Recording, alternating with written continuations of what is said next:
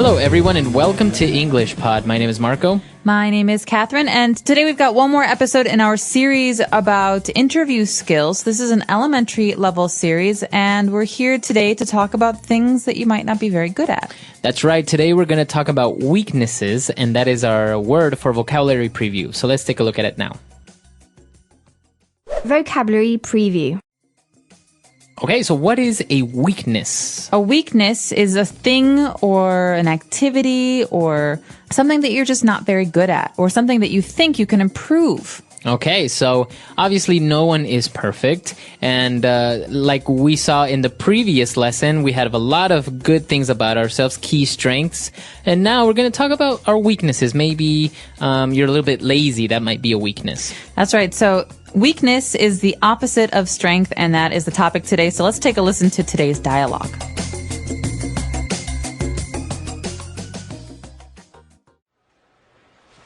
Okay, Rebecca. Well, I think you've given me a clear impression of your positive qualities, but let's talk a little bit about your weaknesses. Okay, well, it's always more difficult to describe them, isn't it? Definitely. But if you had to pinpoint one weakness, what would it be? Well, as I mentioned before, I do tend to get frustrated if I don't see progress in my work or career. I suppose I'm quite a restless character. My father always taught me to be a high achiever, so... So would you say if things don't go your way at work, it could easily get you down? Well, in a way, yes. But I must say that even if I'm not completely happy in my work, I always give 110%.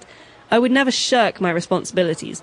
I suppose sometimes I expect too much too soon. Well, you know journalism is a highly competitive world, so you do need to keep pushing yourself, it's true. Okay, well, let's move on to talk about the job position here, shall we? Yes, please.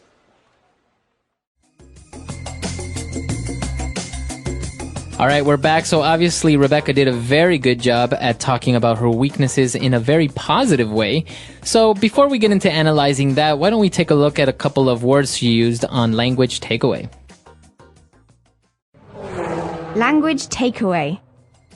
One of the first words that Mr. Parsons used was a clear impression. So impression. All right, so I think this is a very common word when people talk about first impressions or I get the impression. So what is an impression? Well, an impression is like an idea or a feeling. So I can have an impression about something. It means that I don't necessarily understand it really well or I don't have experience with it, but it's an idea that I have about something. That's right. So for example, maybe you meet somebody new and you say, I get the impression that he is a liar.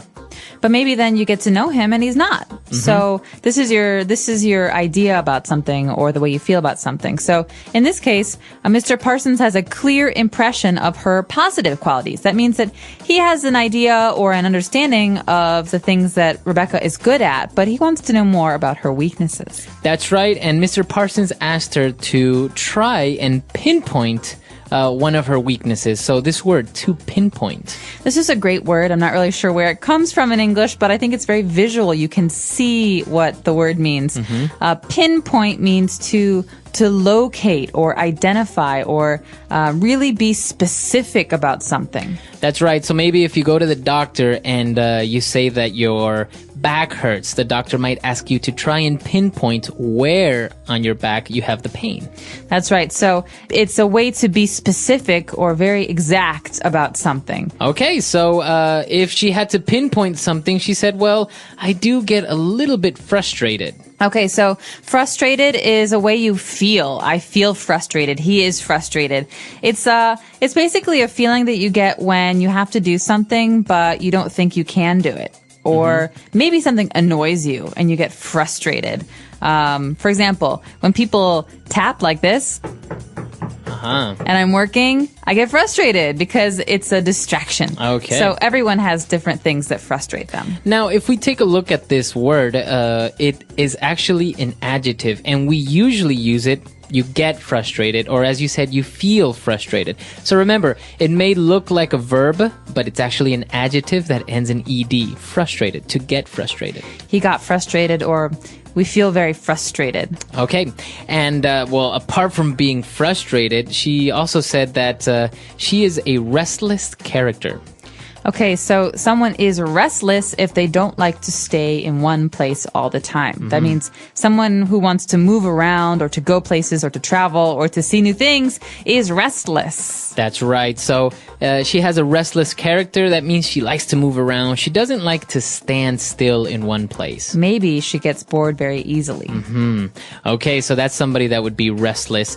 But moving on, she also said that she doesn't like to shirk her responsibilities. Okay, you often hear these words go together. So responsibilities are things that we need to do, right? Things that other people expect us to do. To shirk a responsibility means to not do something that you're supposed to do. It means to avoid responsibility or to push it away. Okay, so it's a verb to shirk your responsibilities. You shouldn't shirk your responsibilities. That's right. All right, so a lot of interesting key words there. Why don't we listen to the dialogue again, and we'll be back with Fluency Builder. Okay, Rebecca. Well, I think you've given me a clear impression of your positive qualities, but let's talk a little bit about your weaknesses. Okay, well, it's always more difficult to describe them, isn't it? Definitely. But if you had to pinpoint one weakness, what would it be? Well, as I mentioned before, I do tend to get frustrated if I don't see progress in my work or career. I suppose I'm quite a restless character. My father always taught me to be a high achiever, so... So would you say if things don't go your way at work, it could easily get you down? Well, in a way, yes. But I must say that even if I'm not completely happy in my work, I always give 110%. I would never shirk my responsibilities.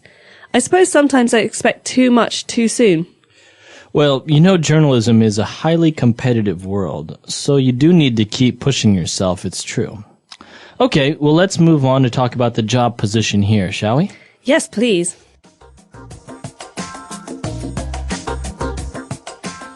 So we've picked out 3 key phrases for you on Fluency Builder. Let's take a look at those now. Starting with Mr. Parsons saying, so would you say if things don't go your way at work, it could easily get you down? 2 great phrases there. That's right. So the first phrase, if things don't go your way.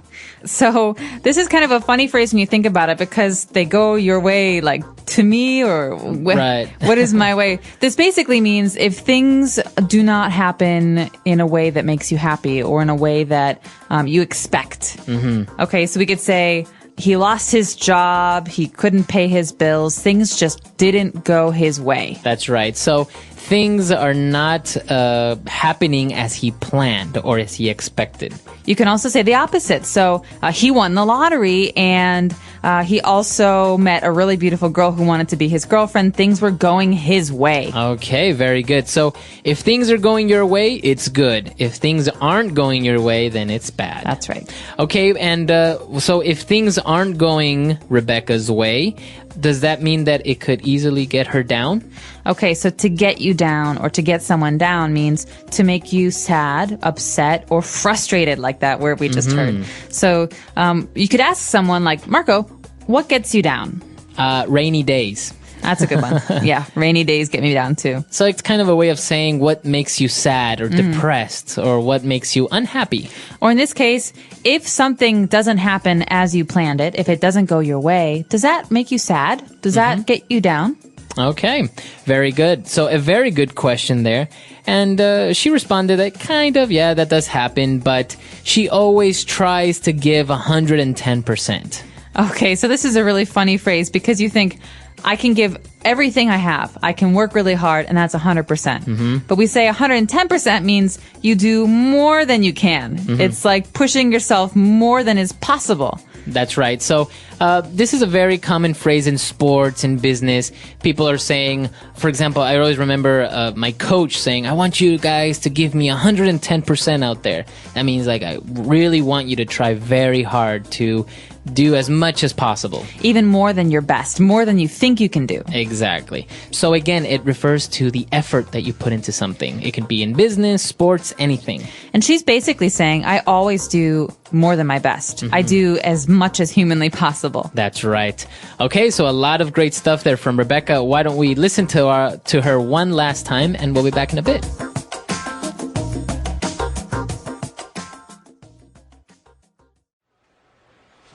Okay, Rebecca. Well, I think you've given me a clear impression of your positive qualities, but let's talk a little bit about your weaknesses.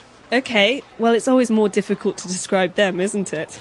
Definitely. But if you had to pinpoint one weakness, what would it be? Well, as I mentioned before, I do tend to get frustrated if I don't see progress in my work or career. I suppose I'm quite a restless character. My father always taught me to be a high achiever, so... So would you say if things don't go your way at work, it could easily get you down? Well, in a way, yes. But I must say that even if I'm not completely happy in my work, I always give 110%. I would never shirk my responsibilities. I suppose sometimes I expect too much too soon. Well, you know journalism is a highly competitive world, so you do need to keep pushing yourself, it's true. Okay, well let's move on to talk about the job position here, shall we? Yes, please.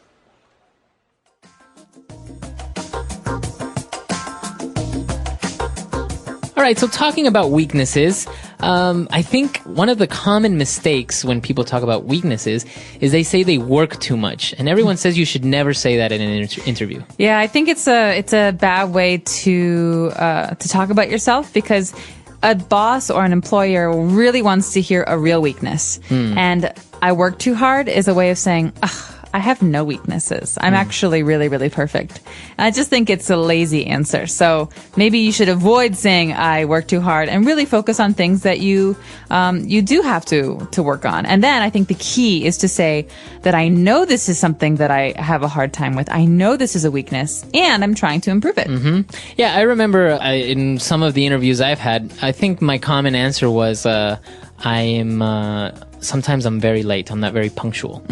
So, but you know, it's a real weakness, and well, it may seem like difficult, but then you give it a little spin by saying, yeah, I'm sometimes not very punctual, but then I try to make up for it, maybe staying more time at the office, or sometimes I try to wake up a little bit earlier and make it on time. I don't know, something like that. Right. So the key there is just to show that you know it's a problem and that you're trying to work on it. Yeah.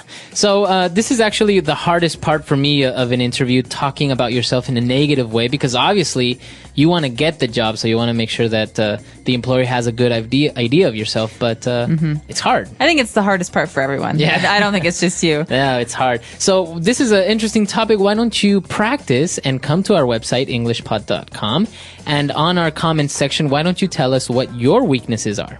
That's right. We hope to hear from you. Of course, you can also share with us your strengths on our lesson about strengths. But in this one, I recommend everyone practice this because it will come up at some point, and it's good to get the practice in. So englishpod.com. We hope to see you there. All right, guys. Bye. Bye.